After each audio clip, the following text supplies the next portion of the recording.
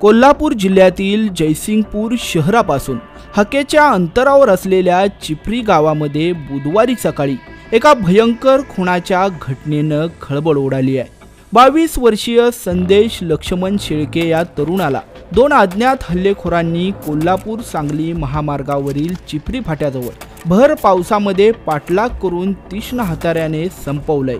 या हल्ल्यामध्ये हल्लेखोरांनी तरुणावर तब्बल 7 वार केलेले होते।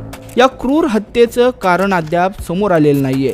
जयसिंगपूर पोलिसांनी या प्रकरणी 2 संशयितांना ताब्यात घेतलं असून त्यांची कसून चौकशी सुरू आहे। नेमकं काय आहे हे संपूर्ण प्रकरण हे आपण सविस्तरपणे पाहणार आहोतच।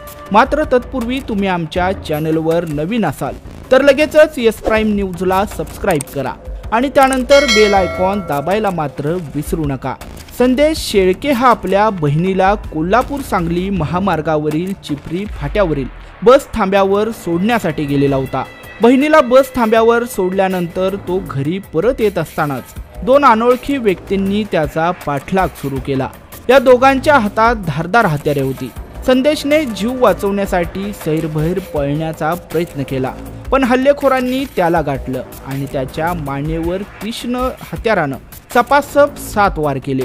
या हल्ल्यामध्ये संदेशचा मात्र जागीच मृत्यू झालेला आहे। हल्लेखोरांनी संदेशचा खून करून त्या ठिकाणाहून पलायन केलं। या रस्त्यावरून जाणाऱ्या एका व्यक्तीने रक्ताच्या थारोळ्यात पडलेला संदेशला पाहिलं आणि त्याने तात्काळ जयसिंगपूर पोलिसांना या घटनेची माहिती दिली।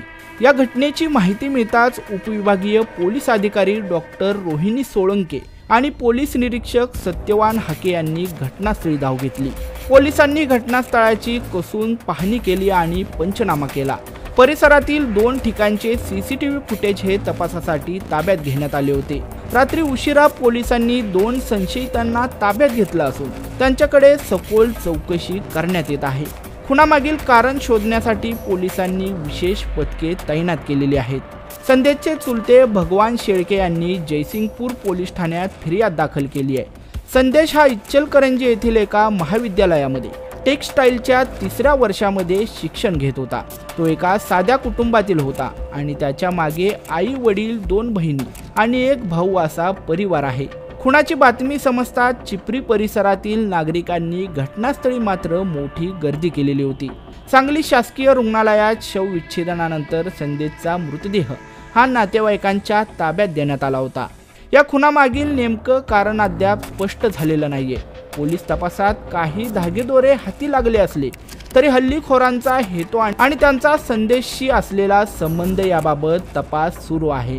सीसीटीव्ही फुटेज आणि संशयितांच्या चौकशीतून पोलिसांना महत्त्वाचे पुरावे मिळाल्याची शक्यता सध्या व्यक्त होतीये।